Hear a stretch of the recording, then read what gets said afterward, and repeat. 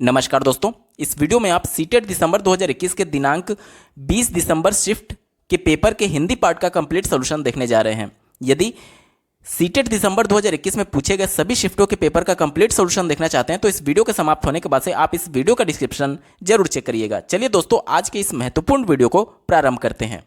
प्रश्न संख्या 91 से 99 तक दिए गए पैराग्राफ पर आधारित पूछा गया था।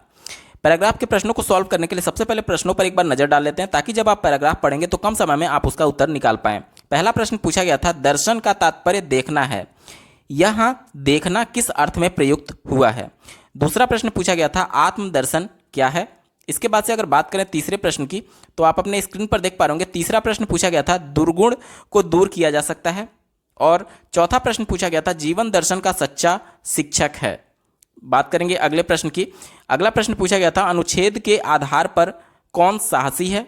और सातवां प्रश्न जो इस पर आधारित पूछा गया था, आप देख पा रहे होंगे, आत्मदर्शन से किसका विकास होता है। और अगला प्रश्न पूछा गया था, दुर्गुण में उपसर्ग और मूल शब्द क्या है।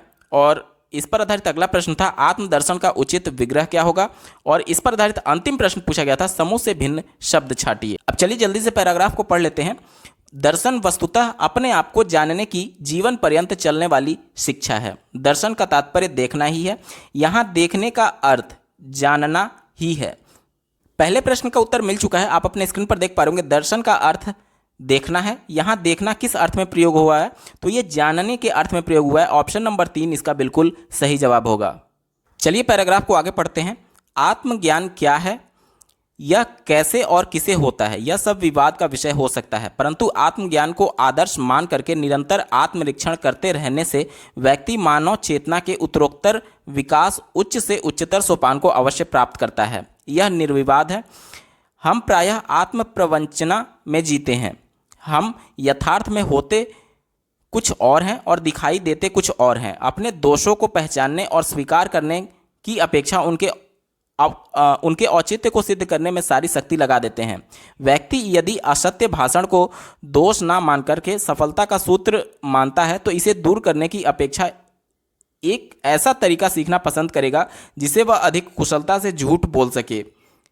आगे पढ़िए। आत्मदर्शन अपने दोष को दोष के रूप में और गुण को गुण के रूप में स्वीकार करना है। यहां पर एक और प्रश्न पूछा गया था, आत्मदर्शन क्या है, तो इसका ऑप्शन नंबर 1 देखिए, अपने गुण दोष को स्वीकार करना। अभी हमने पैराग्राफ में देखा, यही आपका सही उत्तर हो जाएगा।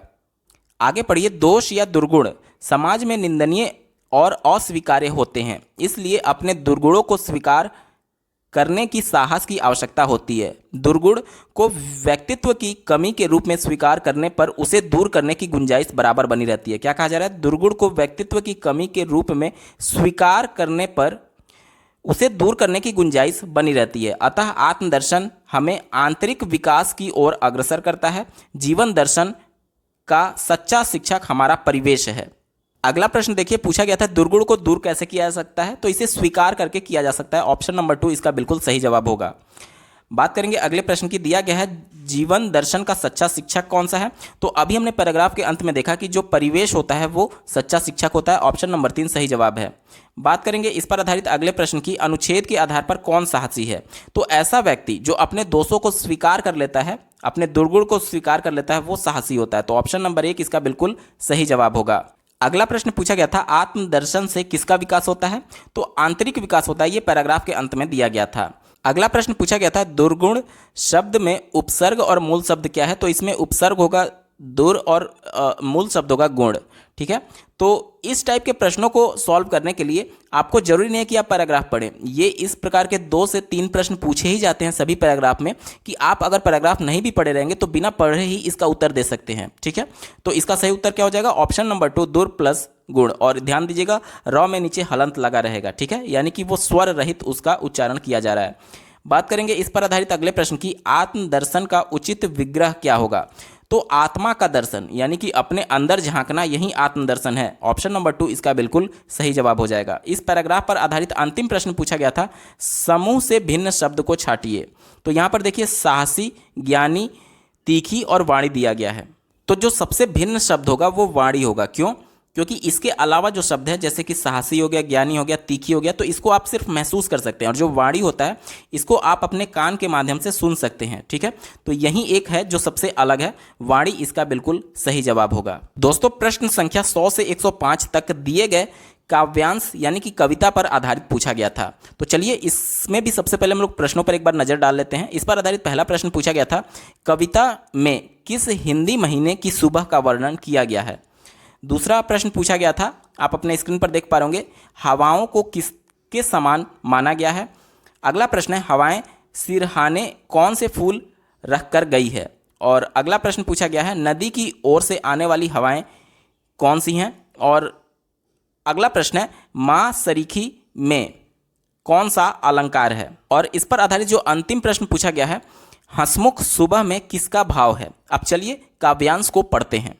कार्तिक की हंसमुख सुबह, नदी तट से लौटती गंगा नहाकर सुवासित भीगी हवाएं, सदा पावन माँ सरीखी, अभी जैसे मंदिरों में चढ़ाकर खुशरंग फूल, ठंड से सितकारती घर में घुसी हो और सोते देख मुझको जगाती हो, सिरहाने रख एक अंजलि फूल, हर सिंगार के नर्म ठंडी उंगलियों से गाल छूकर प्यार से बाल बिखेरे तनिक संवार के। अब देखिए पहला प्रश्न इस पर जो पूछा गया था, कविता में किस महीने की सुबह का वर्णन किया गया है, तो पहली ही लाइन में इसका वर्णन किया गया है कार्तिक महीने का। ऑप्शन 2 इसका बिल्कुल सही जवाब हो जाएगा। अगला प्रश्न पूछा गया है, हवाओं को किसके समान माना गया है।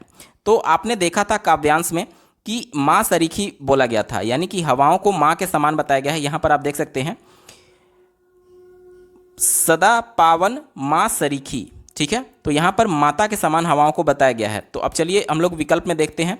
विकल्प में दिया गया है ऑप्शन नंबर 3 माता, इसका बिल्कुल सही जवाब हो जाएगा, यानी कि हवाओं को माता के समान बताया गया है। ठीक है, बात करेंगे प्रश्न संख्या 102 की। आप देख सकते हैं, हवाएं सिरहाने कौन से फूल रख कर गई थी। तो हवाएं सिरहाने हर सिंगार का फूल रख करके गई थी, काव्यांश में दिया गया है। इस लाइन में आप देख सकते हैं, सिरहाने रख एक अंजलि फूल हर सिंगार के। ठीक है, तो यहां पर चर्चा किसकी की गई थी, हर सिंगार की, तो उत्तर हो जाएगा हर सिंगार।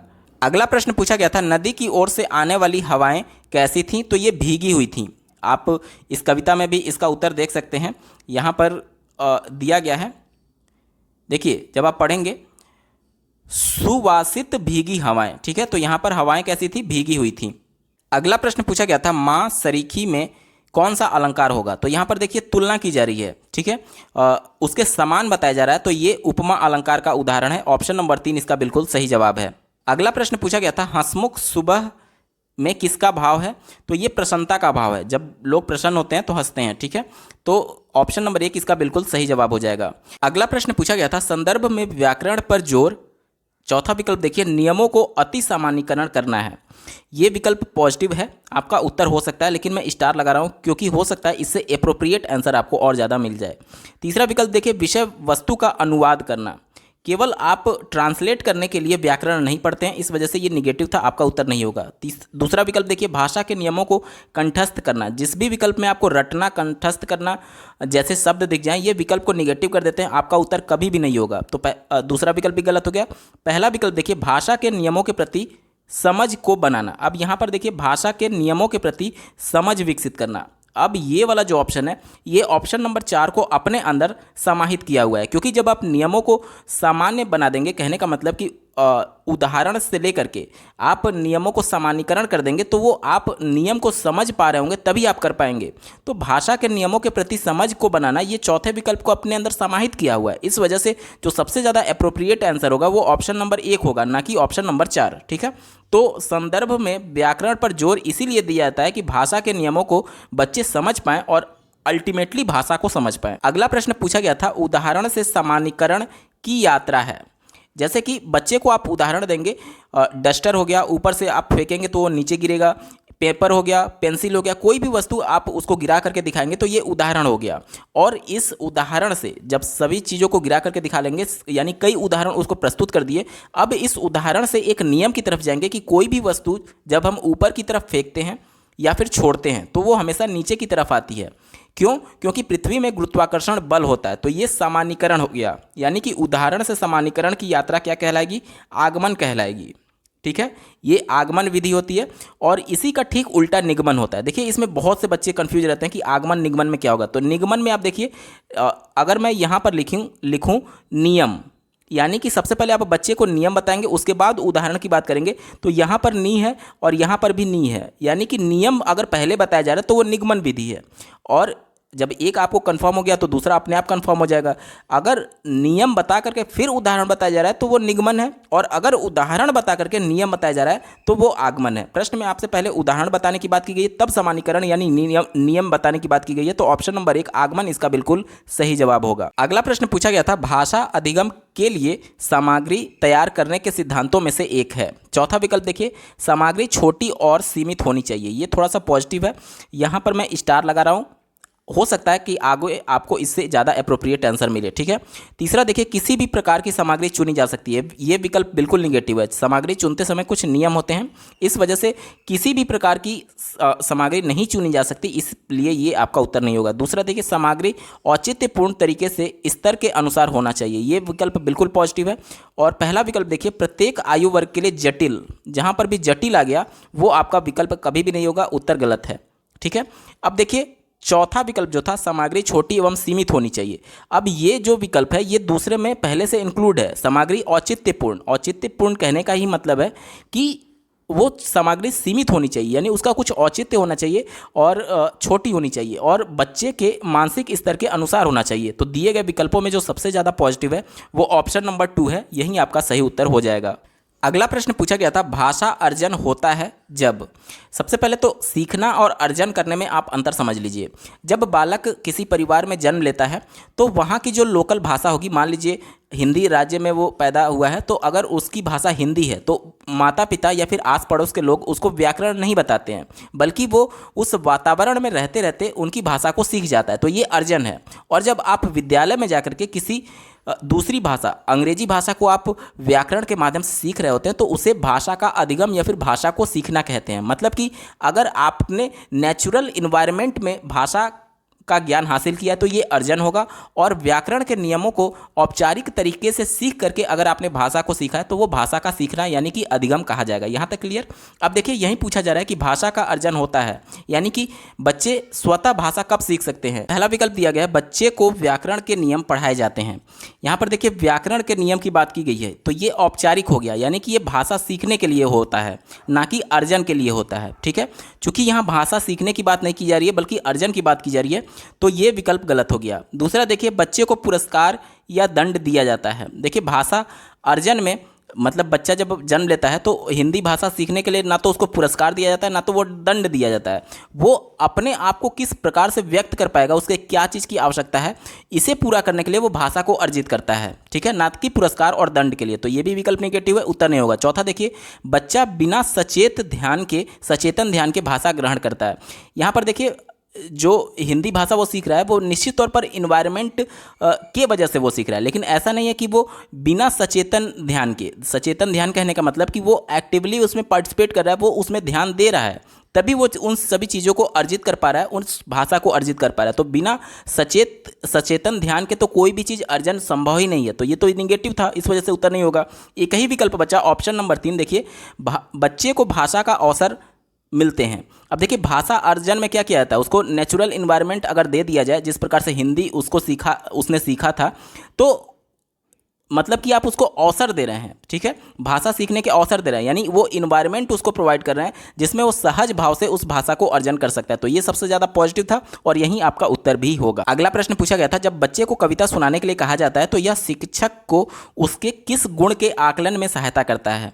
आप इसका उत्तर सहज ही निकाल सकते हैं। जब आप छोटे रहे होंगे और गांव देहात अपने जाते होंगे, या फिर आप अपने समुदाय में जो आपके समुदाय के बड़े सदस्य हैं, ठीक है, यानी पास पड़ोस के लोग या फिर आपके घर में जो बड़े सदस्य हैं, वो अक्सर आपको बोलते होंगे जब छोटे थे या फिर छोटे बच्चे होते हैं उनसे कहा जाता है कि बच्चे कोई पोयम सुनाइए या फिर कविता सुनाइए। तो आखिर ऐसा क्यों कहा जाता है? देखिए वहाँ पर इसका उद्देश्य ये नहीं होता है कि आपको साहित्य का ज्ञान है या नहीं। कोई भी बड़ा आदमी आपसे पोयम इस वजह से नहीं सुनना चाह रहा है कि आपको साहित्य का ज्ञान है या नहीं, क्योंकि वो भी जान रहा है कि प्राइमरी का बच्चा है, कक्षा 1 से 5, इसको साहित्य का ज्ञान तो होगा ही नहीं, ये संभव ही नहीं है। तो पहला तो विकल्प वैसे ही निगेटिव हो गया।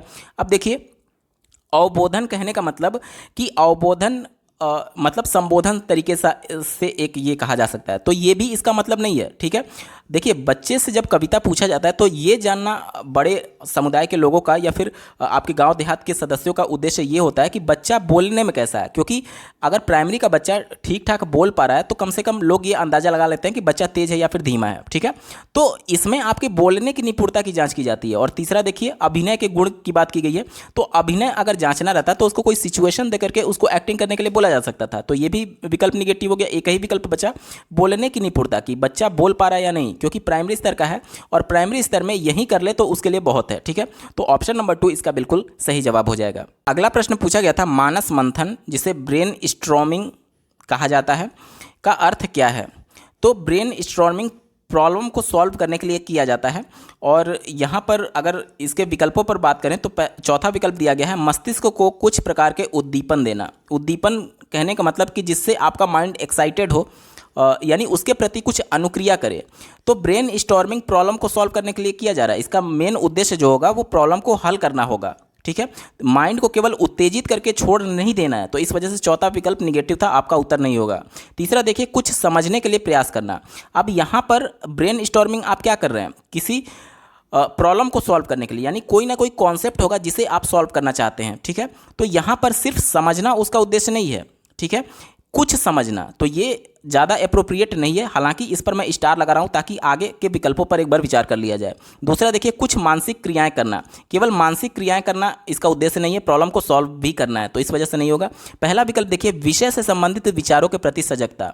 अब यहाँ पर देखिए तीसरे विकल्प में मैंने स्टार इसलिए लगाया था कि यहाँ पर कुछ समझने के लिए, लेकिन इससे अप्रोप्रिएट ये होगा कि जो संप्रत्यय आप सीख रहे हैं या फिर जिस प्रॉब्लम को आप सॉल्व कर रहे हैं तो वो विषय हो गया। ठीक है, अब उस प्रॉब्लम या फिर उस विषय से संबंधित विचारों के प्रति सजगता, यानी उस पर मंथन करना ही ब्रेन स्टॉर्मिंग है। मतलब जो प्रॉब्लम आपके सामने आया, जो विषय आपके सामने है, उस पर मंथन, उस पर समस्या को हल करने के लिए, उस विषय को हल करने के लिए जो आप मंथन करते हैं उसको ब्रेन स्टॉर्मिंग कहा जाता है। तो पहला विकल्प सबसे अप्रोप्रिएट होगा और यही आपका सही उत्तर हो जाएगा। तीसरा विकल्प गलत है। ठीक है, तो दिए गए प्रश्न का उत्तर क्या हो जाएगा, ऑप्शन नंबर 1 सही उत्तर है। अगला प्रश्न पूछा गया था निम्नलिखित में से कौन सी अवधारणा भाषा शिक्षण के विषय में गलत है। जो निगेटिव होगा वही आपका उत्तर होगा। ठीक है, पहला देखिए शिक्षार्थी वास्तविक परिस्थितियों में भाषा प्रयोग के प्रयास द्वारा भाषा अर्जित करते हैं, तो ये तो बिल्कुल पॉजिटिव है। क्यों? क्योंकि वास्तविक परिस्थिति कहने का मतलब कि जो नेचुरल इन्वायरमेंट है उसमें बच्चे भाषा को अर्जित करते हैं। जैसा कि मैंने उदाहरण दिया कि जब बच्चे जन्म लेते हैं तो उनको हिंदी भाषा सिखाने की आवश्यकता नहीं पड़ती है, बल्कि उनके आस पड़ोस में लोग हिंदी बोल रहे हैं, यानी कि उनको वैसा वातावरण मिला हुआ है और इस वजह से वो भाषा को अर्जित कर ले रहे हैं बिना सिखाए हुए ही। ठीक है, तो इसी को ये बिल्कुल पॉजिटिव था, इस वजह से आपका उत्तर नहीं होगा। क्यों? क्योंकि आपसे निगेटिव पूछा गया था। ठीक है, तो पहला विकल्प गलत हो गया। दूसरा देखिए शिक्षार्थी की प्रथम भाषा सीखने में महत्वपूर्ण भूमिका निभाती है, ये भी बिल्कुल पॉजिटिव है, इस वजह से आपका उत्तर नहीं होगा। तीसरा देखिए भाषा शिक्षण का ध्यान संप्रेषणात्मक गतिविधियों पर होना चाहिए। संप्रेषणात्मक कहने का मतलब कि भाषा हम लोग इसलिए सीखते हैं कि किसी दूसरे से कम्युनिकेट कर पाएँ। देखिए भाषा बहुत से समाज में ये अवधारणा बनी हुई है कि अगर कोई बच्चा अंग्रेजी जान रहा है और दूसरा बच्चा अंग्रेजी नहीं जान रहा है तो उसको कम आंका जाता है, जबकि ऐसा नहीं है। अंग्रेजी जानने वाला सिर्फ अपने आप को व्यक्त कर पा रहा है अंग्रेजी में, उसके ज्ञान का वो पैमाना नहीं है। किसी भी भाषा में बोलना या फिर कोई भी भाषा किसी के ज्ञान का पैमाना नहीं, भाषा सिर्फ कम्युनिकेट करने का एक माध्यम है, अपने विचारों को व्यक्त करने का माध्यम है। ये तो पॉजिटिव था, इस वजह से आपका उत्तर नहीं होगा क्योंकि आपसे नेगेटिव पूछा गया। चौथा विकल्प देखिए भाषा शिक्षण में बोलने की जगह लेखन को महत्व देना चाहिए। अब यहाँ पर की जगह का मतलब ये हो गया कि बोलने को कम प्रायोरिटी देने की बात की जा रही है और लेखन को ज़्यादा प्रायोरिटी देने की बात की जा रही है। जब भी विकल्प में इस प्रकार का कोई सिचुएशन बने कि एक को कम महत्व दिया जा रहा है दूसरे को ज़्यादा महत्व दिया जा रहा है, तो वो विकल्प ज़्यादातर केस में निगेटिव ही होता है। और यहाँ पर चूंकि भाषा शिक्षण की बात की जा रही है तो भाषा हमने देखा कि इसका मेन एम ये है कि दूसरे से कम्युनिकेट कर पाना। अब आप देख लीजिए कि लेखन कम्युनिकेशन का भी एक पार्ट है और बोलना भी, यानी बोल करके अपने बातों को व्यक्त करना भी कम्युनिकेशन का ही पार्ट है। लेकिन आप ज़्यादा किस में अपने विचारों को व्यक्त करते हैं? आप अपने परिवार में रह रहे होंगे या फिर आस पड़ोस में रह रहे होंगे तो आप उनको लिख करके थोड़ी अपनी बातों को बता रहे होंगे, जाहिर सी बात है बोल कर ही बता रहे होंगे। तो यहाँ पर बोलने को ज़्यादा महत्व होना चाहिए और लेखन को कम महत्व होना चाहिए, जबकि विकल्प क्या कह रहा है? विकल्प इसके उल्टा कह रहा है, इस वजह से ये निगेटिव था और यही आपका उत्तर भी हो जाएगा। ऑप्शन नंबर 4 सही उत्तर है। अगला प्रश्न पूछा गया था किसी पाठ या फिर अवधारणा विशेष के अंत में आयोजित की जाने वाली टेस्ट क्या कहलाती है? ध्यान दीजिएगा, केवल पाठ खत्म हुआ है या फिर कॉन्सेप्ट खत्म हुआ है। तो जब पाठ खत्म होने के बाद से कोई टेस्ट लिया जाता है तो ये निदानात्मक परीक्षण का उदाहरण है। निदानात्मक कहने का मतलब कि उस पाठ के खत्म होने के बाद से अध्यापक ये जांच करता है कि बच्चों को उस पाठ या फिर उस संप्रत्यय में कोई प्रॉब्लम तो नहीं है, यानी कि क्या समस्या आ रही है, इसका पता लगाना निदानात्मक परीक्षा कहलाता है। और यही विकल्प आपका सही होगा। एक बार आगे के विकल्पों पर भी विचार कर लेते हैं। दूसरा विकल्प दिया गया है श्रेणी हेतु परीक्षा। श्रेणी कहने का मतलब कि नंबरिंग प्रोवाइड करना, क्रम प्रोवाइड करना कि तुम फर्स्ट आए हो, तुम सेकंड आए हो, तुम फेल हो गए हो, तुम थर्ड आए हो, इस प्रकार से। देखिए, शिक्षण का कभी भी उद्देश्य ये नहीं होता है कि आप कैटेगराइज करें कि तुम पास हो, तुम फेल हो, ठीक है। तो ये विकल्प बिल्कुल भी निगेटिव है, इस वजह से आपका उत्तर हो ही नहीं सकता। तीसरा देखिए, उपलब्धि परीक्षण। उपलब्धि परीक्षण तब किया जाता है, उपलब्धि परीक्षा तब होता है जब आपका सत्र कंप्लीट हो गया हो। सत्र कहने का मतलब कि आपका 1 साल का कोर्स कंप्लीट हो चुका हो और उस 1 साल में आपने क्या सीखा, क्या उपलब्धि आपकी रही, इसकी जांच के लिए उपलब्धि परीक्षा होता है। जबकि यहाँ पर क्या बात किया जा रहा है, केवल एक चैप्टर या फिर एक कॉन्सेप्ट खत्म हुआ है, इस वजह से ये विकल्प नहीं होगा। चौथा देखिए, स्मृति परीक्षा। स्मृति रटना, ये सभी चीज़ें मैं बार बार कह रहा हूँ कि जहाँ पर भी आएगा वो आपका विकल्प निगेटिव ही रहता है, वो हमेशा गलत रहता है, ठीक है। तो ये आपका हो ही नहीं सकता, चौथा गलत हो गया। तो दिए गए प्रश्न का उत्तर हो जाएगा ऑप्शन नंबर 1, निदानात्मक परीक्षा, यानी कि उस पाठ के खत्म होने के बाद से उसको क्या समस्या आ रही है, उस पाठ में क्या दिक्कत है, इसकी जांच करने के लिए निदानात्मक परीक्षा किया जाता है। ऑप्शन नंबर 1 सही जवाब होगा। अगला प्रश्न पूछा गया था, भाषा के उत्पादक कौशल हैं। देखिए, किसी भी भाषा के, चाहे आप हिंदी बात करिए, अंग्रेजी बात करिए, चाइनीज बात करिए, स्पेनिश बात करिए, किसी भी भाषा के 4 कौशल होते हैं। पहला होता है पढ़ना, दूसरा होता है लिखना, तीसरा होता है बोलना और चौथा होता है सुनना, ठीक है। पढ़ना को पठन बोला जाता है, लिखना को लेखन, इसके बाद से सुनने को श्रवण और बोलने को वाचन बोला जाता है। यहाँ तक क्लियर। अब इन 4 कौशलों में से 2 कौशल होते हैं प्रोडक्टिव स्किल, जिसे हिंदी में उत्पादक कौशल बोला जाता है, और 2 कौशल होता है रिसेप्टिव स्किल। प्रश्न में आपसे उत्पादक कौशल यानी प्रोडक्टिव स्किल के बारे में पूछा जा रहा है, ठीक है।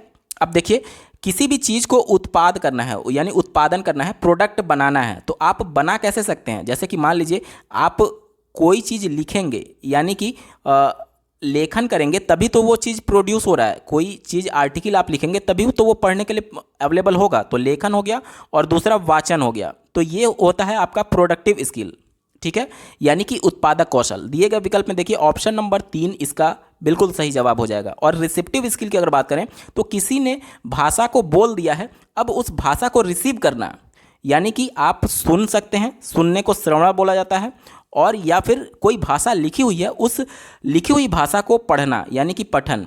तो ये दोनों जो होते हैं ये रिसेप्टिव होते हैं, ठीक है, ये दोनों रिसेप्टिव हैं और ये वाला प्रोडक्टिव है। प्रश्न में आपसे प्रोडक्टिव ही पूछा गया था, यानी उत्पादक कौशल। तो ऑप्शन नंबर 3 वाचन एवं लेखन इसका बिल्कुल सही जवाब है। अगला प्रश्न पूछा गया था, प्राथमिक स्तर की पाठ्य पुस्तकों में चित्रों का क्या उद्देश्य है? आप बच्चों की किताबों को देखेंगे तो उसमें चित्र बहुत ज़्यादा मिलते हैं। तो ये पूछा जा रहा है कि बच्चों की किताबों में चित्रों का क्या उद्देश्य होता है? पहला विकल्प देखिए, पाठ्य पुस्तक को आकर्षक बनाना। ये थोड़ा सा पॉजिटिव है, यहाँ पर मैं स्टार लगा रहा हूँ क्योंकि बच्चे चित्रों को देख करके आकर्षित जरूर होते हैं, ये बात सही है, ठीक है। तो मैं स्टार लगा रहा हूँ, हो सकता है आगे इससे एप्रोप्रिएट आंसर मिल जाए। दूसरा देखिए, पाठ्य पुस्तकों को रंगीन बनाना। रंगीन बनाना कतई भी इसका विकल्प नहीं होगा। अगर रंगीन ही बनाना रहता तो पूरे किताब को ही किसी कलर से रंग दिया जाता, ठीक है। तो ये विकल्प निगेटिव है, आपका उत्तर नहीं होगा। चौथा देखिए, कहानी को समझाना। यहाँ पर कहानी को समझाने के लिए ही केवल चित्र नहीं बनाया जाता है, क्योंकि कहानी आप हिंदी में पढ़ेंगे। अगर बच्चे को ईवीएस की बात की जाए तो ईवीएस में चीज़ों को कहानी से कोरिलेट कम किया जाता है, जबकि उसको परिवेश से जोड़ करके देखा जाता है, तो उसमें भी चित्रों का प्रयोग किया जाता है। तो ऐसा नहीं है कि सिर्फ कहानी को समझाने के लिए चित्रों का प्रयोग किया जा रहा है, बल्कि किसी भी सब्जेक्ट का आप उसको उठा लीजिए, प्राइमरी के चाहे ईवीएस को उठाइए, हिंदी को, गणित को, सब में उसको चित्र दिया जाता है। यानी कहीं ना कहीं ये विचारों और संकल्पनाओं को समझाने से जुड़ा हुआ है। यानी कि बच्चे जब चित्र को देखते हैं तो विचार को जल्दी समझ पाते हैं। जैसे कि बच्चे को बिल्ली के बारे में अगर बताना है तो बिल्ली केवल लिखा नहीं रहेगा, बल्कि उसके सामने बिल्ली का एक चित्र बना रहेगा। क्यों? क्योंकि वो अपने परिवेश से उसको देखा हुआ है, अपने आसपास में। जब बच्चा पढ़ाई नहीं कर रहा है, यानी कि जब बच्चा स्कूल नहीं जा रहा है, तो भी वो बिल्ली को जानता है, यानी कि वो परिवेश का हिस्सा है। अब अगर बिल्ली का चित्र उसको बना करके दिखा दिया जाए तो वो इस शब्द से उसको को रिलेट कर लेगा कि बिल्ली का जो इमेज होगा वो अपने माइंड में बैठा लेगा कि इसके लिए एक शब्द बिल्ली बनाया गया है। तो ये कहीं ना कहीं विचारों और संकल्पनाओं को समझाना ही उसका प्रमुख उद्देश्य है। तो ये सबसे ज़्यादा मोस्ट अप्रोप्रिएट आंसर होगा। और जो पहला विकल्प है देखिए पाठ्य पुस्तक को आकर्षक बनाना, ये ऑप्शन नंबर 3 में पहले से इंक्लूडेड है। ये ऑप्शन नंबर 3 जो है वो ज़्यादा ब्रॉड है, क्योंकि आप बच्चे के किताब को आकर्षक बनाने के साथ साथ उसको विचारों और संकल्पनाओं को भी समझाने में उसकी मदद कर रहा है। तो इस वजह से ऑप्शन नंबर 3 सबसे ज़्यादा सही उत्तर होगा। ऑप्शन नंबर 3 इसका सही जवाब है। अगला प्रश्न पूछा गया था, निम्नलिखित में से कौन सा कथन भाषा कौशलों के बारे में सही है। भाषा कौशल की बात की जा रही है, इसके बारे में कौन सा सही है आपसे पूछा जा रहा है। पहला विकल्प देखिए, पहला विकल्प ये दिया गया है, विद्यालयों को केवल पठन और लेखन कौशल पर ध्यान देना चाहिए, क्योंकि श्रवण और वाचन कौशल स्वतः ही आ जाते हैं।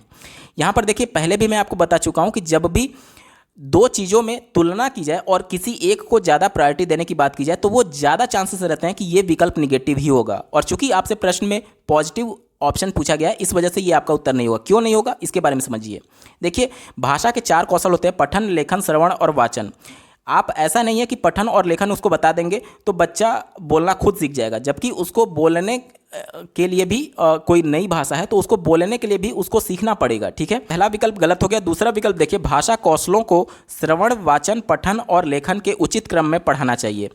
यहाँ पर कहा गया कि पहले बच्चे को सुनने के लिए बताना चाहिए, उसके बाद से बोलना बताना चाहिए, उसके बाद से पढ़ना और अंत में लेखन के लिए बताना चाहिए। ये विकल्प बिल्कुल पॉजिटिव है। बिल्कुल पॉजिटिव कहने का मतलब मैं यहाँ पर स्टार लगा रहा हूँ कि हो सकता है इससे ज़्यादा अप्रोप्रिएट आंसर आपको मिले, लेकिन अभी तक के हिसाब से ये पॉजिटिव था। ठीक है, क्योंकि यही क्रम होता है, बच्चे सबसे पहले सुनते हैं। आप जब बच्चा जन्म लेता है परिवार में तो आप देखेंगे कि सबसे पहले वो सुन रहा होता है। जब वो थोड़ा सचेत हो जाता है, मतलब 3-4 महीने का जब वो हो जाता है तो आप देखेंगे कि जब दूसरे लोग भी बोल रहे हैं तो वो कान उधर करके सुन रहा होता है कि आखिर लोग बोल क्या रहे हैं, और वो बोल नहीं पाता है लेकिन अपना मुख उन्हीं की तरह चलाने की कोशिश करता है। मतलब सबसे पहले उसने सुनना सीखा, उसके बाद वो बोलना सीखता है। ठीक है, और पठन उसके बाद करता है, मतलब चीज़ें जो लिखी हुई हैं उसको पहले वो पढ़ता है फिर जा करके वो लिखना सीखता है। यहाँ तक क्लियर? तो ये तो पॉजिटिव था। अगला देखिए, चौथा विकल्प दिया गया, भाषा के नियम लक्ष्य भाषा को दिए जाने वाले अवसरों से अधिक महत्वपूर्ण है। यहाँ पर देखिए फिर से मैं वही चीज़ कह रहा हूँ कि यहाँ पर दो चीज़ों में तुलना की जा रही है और किसी एक को ज़्यादा महत्वपूर्ण बताया जा रहा है, और वो भी नियम को महत्वपूर्ण बताया जा रहा है। देखिए नियम कहने का मतलब कि जो ग्रामर होता है, ये बोला जा रहा है कि जो ग्रामर होगा वो भाषा के अवसर से अधिक महत्वपूर्ण है। जबकि क्या होता है कि जिस चीज़ में बच्चे की सहभागिता हो गई वो ज़्यादा महत्वपूर्ण है। जब आप बच्चे को अवसर देंगे उस भाषा को बोलने के लिए, यानी कि आप उसको एक तरीके से प्रैक्टिकल इन्वायरमेंट दे रहे हैं।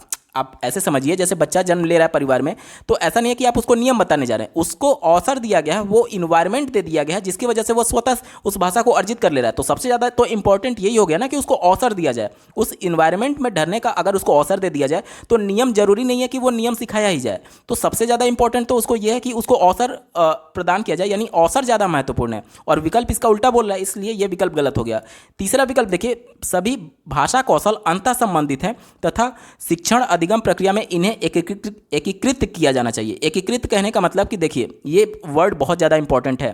दूसरा यहाँ पर जो विकल्प था ये पॉजिटिव था, लेकिन एकीकृत कहने की वजह से ये सबसे ज़्यादा एप्रोप्रिएट आंसर हो जाएगा। एकीकृत कहने का मतलब कि जितने भी कौशल हैं भाषा के, श्रवण, वाचन, पठन और लेखन, सबको एक साथ पढ़ाए जाने की बात की जा रही है। अब ऐसा नहीं है कि जब आप उसको पढ़ना सिखा रहे होंगे तो उसको लिखना नहीं सिखाएंगे। ये ठीक है कि ये क्रम सही है, बच्चे इसी क्रम में सीखते हैं, लेकिन सभी कौशल एक साथ उसको ट्रेनिंग दी जाती है, एक साथ उसको पढ़ना, बोलना, सीखना और ये सभी चीज़ें एक साथ उसको कराई जाती हैं।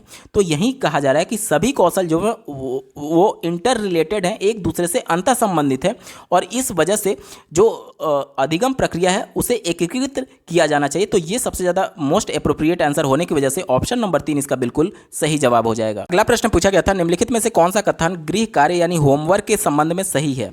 चौथा विकल्प देखिए, गृह कार्य शिक्षार्थियों को व्यस्त रखने का एकमात्र साधन है।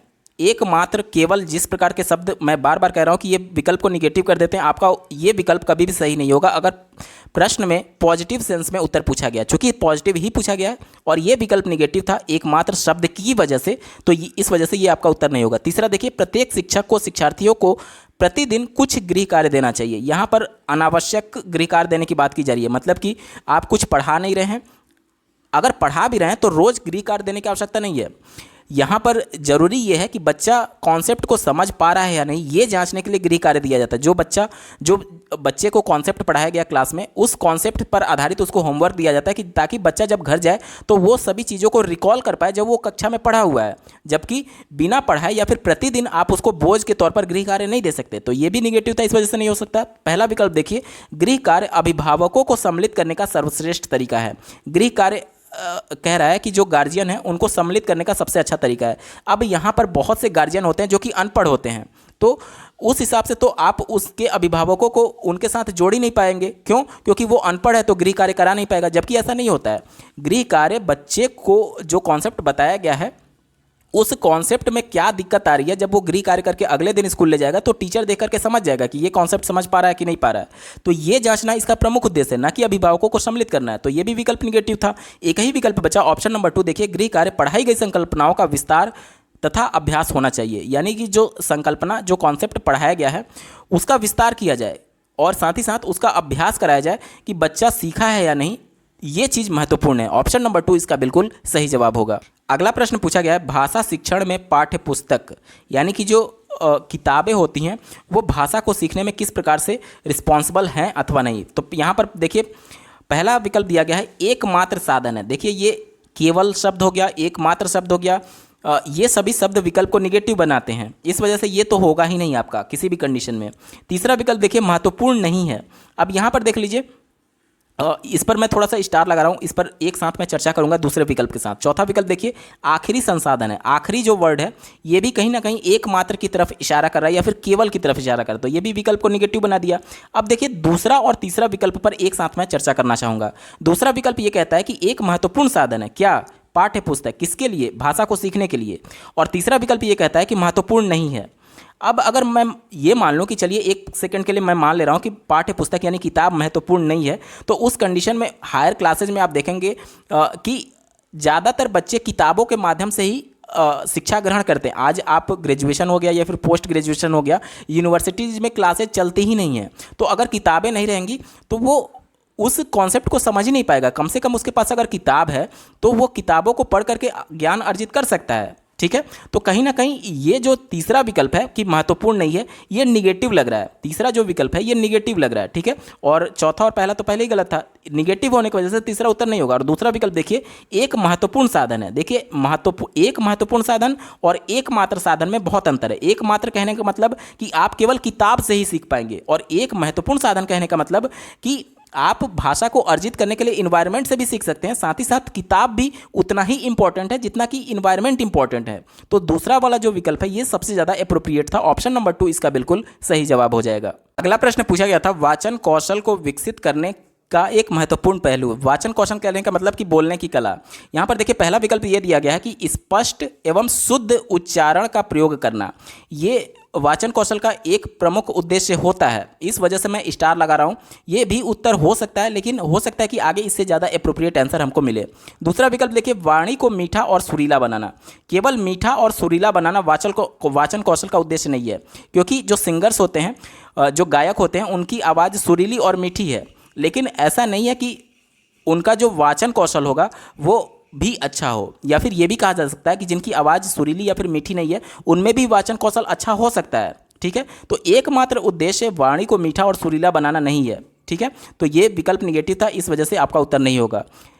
यहाँ पर चौथा विकल्प देखिए, उतार चढ़ाव और लय से बोलने का अभ्यास कराना। देखिए, ये जरूरी पार्ट जरूर है वाचन कौशल का कि आप लय से बोलें और आपके लैंग्वेज में उतार चढ़ाव हो, ताकि लोगों का ध्यान आपकी ओर आकर्षित रह सके। जो श्रोता हैं, जो सुनने वाले हैं, वो आपके ऊपर ध्यान दे सके, इसके लिए ये ज़रूरी है। तो ये ज़रूरी ज़रूर है, लेकिन ये सबसे ज़्यादा महत्वपूर्ण नहीं है, इस वजह से ये आपका नहीं होगा। तीसरा विकल्प देखिए, तीसरा विकल्प ये कहा जा रहा है कि संदर्भ तथा स्थिति को ध्यान में रखते हुए बोलना। ये सबसे ज़्यादा इंपॉर्टेंट है। क्यों इंपॉर्टेंट है, इसको समझिए। संदर्भ कहने का मतलब कि जिस भी टॉपिक पर बात की जा रही हो उससे संबंधित आपको वाचन करना है और स्थिति को ध्यान में रखते हुए बात करना है। अब इसका मतलब क्या हुआ, इसको समझिए। जैसे मान लीजिए कि अगर ये पूछा जाए कि कोई आपसे ये पूछे कि क्या आपने खाना खा लिया है, तो यहाँ पर संदर्भ ये हुआ कि आपने खाना खाया है या नहीं। और अगर आप उसको ये बताने लगे कि मैं कल लखनऊ गया था, वहाँ से फिर दिल्ली गया, वहाँ से फिर पंजाब गया, तो क्या इसका कोई मतलब है? नहीं मतलब है। आपसे जो चीज़ पूछा जा रहा है कि क्या आपने खाना खाया है या नहीं, और आप कुछ दूसरा बता रहे हैं, आपसे आम पूछा जा रहा है और आप सेब के बारे में बता रहे हैं, तो ये संदर्भ नहीं हुआ, ठीक है। और स्थिति को ध्यान में रखते हुए बोलना, यानी कि जो चीज़ें जिस पर बातचीत चल रही है उसी स्थिति को ध्यान में रख करके आपको बोलना है। अब देखिए पहले वाले विकल्प पर मैंने स्टार क्यों लगाया था। देखिए पहला विकल्प ये कह रहा है कि स्पष्ट एवं शुद्ध उच्चारण, जैसे कि उससे जब पूछा गया कि क्या तुमने खाना खा लिया है, और वो ये बोल रहा है कि नहीं मैं पहले लखनऊ गया, फिर दिल्ली गया, फिर पंजाब गया, तो यहाँ पर उच्चारण तो उसका शुद्ध होगा और स्पष्ट भी होगा, लेकिन क्या ये सही हो सकता है? वाचन कौशल का एक महत्वपूर्ण पहलू हो सकता है? नहीं हो सकता, क्योंकि स्पष्ट और शुद्ध बोलना ही वाचन कौशल नहीं है, बल्कि जिस टॉपिक पर बात हो रही है, जिस संदर्भ में बात हो रही है और उस स्थिति के अनुसार आपको बात करना ही वाचन कौशल का उदाहरण है। इस वजह से पहला विकल्प निगेटिव हो गया और आपका उत्तर नहीं हो सकता।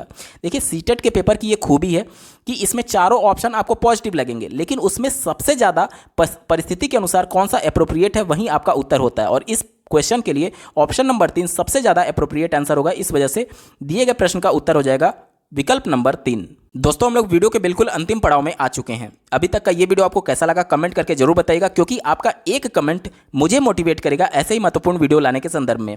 इस पेपर का अंतिम प्रश्न पूछा गया था, डायरी लेखन शिक्षार्थियों की सहायता करता है। चौथा विकल्प देखिए, अपने श्रवण वाचन कौशल के आकलन में। श्रवण मतलब कि सुनना और वाचन मतलब कि बोलना, और प्रश्न क्या किया जा रहा है? डायरी लिखने की बात की जा रही है। क्या लेखन, श्रवण और वाचन कहीं से भी मेल खा रहा है? नहीं खा रहा है। जब आप कोई चीज़ लिखते हैं तो आप में श्रवण और वाचन कौशल का विकास नहीं हो रहा है, यानी आप उसको आकलन नहीं कर सकते डायरी लेखन के माध्यम से, तो ये निगेटिव था, आपका उत्तर नहीं हो सकता। तीसरा देखिए, अपने उच्चारण का आकलन करना। उच्चारण मतलब उच्चारण कब आप करेंगे? किसी चीज़ को प्रोनाउंसिएट कब करते हैं? जब आप बोलते हैं, यानी वाचन कर रहे हैं। और यहाँ पर प्रश्न पूछा जा रहा है लेखन की, तो लेखन कौशल का आकलन आप उच्चारण के माध्यम से भी नहीं कर सकते, इस वजह से ये विकल्प निगेटिव था, आपका उत्तर नहीं होगा। इसके बाद से देखिए दूसरा दिया गया है, अपने साथियों के अधिगम पर चिंतन करना। अब चूंकि आप डायरी लिख रहे हैं तो आपके यहाँ पर लेखन कौशल की जांच की जा सकती है, लेकिन आप लिख रहे हैं और आपके साथी का लेखन कौशल कैसा है ये इसके बारे में जांचा नहीं जा सकता, ठीक है। यानी कि उसके अधिगम पर चिंतन नहीं किया जा सकता, ये विकल्प निगेटिव था, इस वजह से नहीं होगा। एक ही विकल्प बचा ऑप्शन नंबर 1, अपने अधिगम पर चिंतन करना। यानी कि डायरी जब बच्चा लिख रहा होगा तो कहीं ना कहीं ये चीज़ें उससे पता चल सकती हैं कि उसका लेखन कौशल कैसा है और वो किस प्रकार से सीख पा रहा है अथवा नहीं। तो बच्चा अपने स्वयं के अधिगम पर चिंतन करने के लिए डायरी लेखन करता है, ठीक है। तो डायरी लेखन शिक्षार्थियों की सहायता किसमें करता है? अपने अधिगम पर चिंतन करने में। दोस्तों ये पेपर पूरा सॉल्व हो चुका है। आपको ये वीडियो कैसा लगा कमेंट करके जरूर बताइएगा। साथ ही सीटेट दिसंबर 2021 के सभी शिफ्टों के पेपर का कंप्लीट सोल्यूशन देखने के लिए इस वीडियो का डिस्क्रिप्शन जरूर चेक करिएगा। इस वीडियो को देखने के लिए आपका बहुत बहुत धन्यवाद। भगवान करे आपका दिन शुभ हो।